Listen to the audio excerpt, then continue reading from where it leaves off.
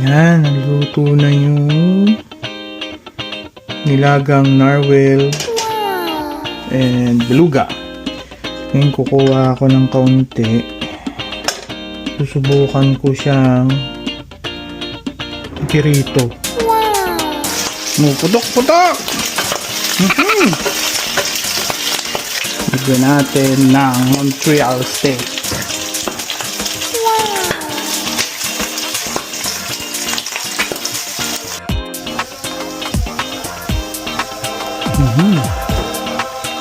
Ayan, narwhal and beluga na pinirito sa bawang at saka merong Montreal steak na spice. Kain tayo. Ito natin to. Ayan. Parang lechon.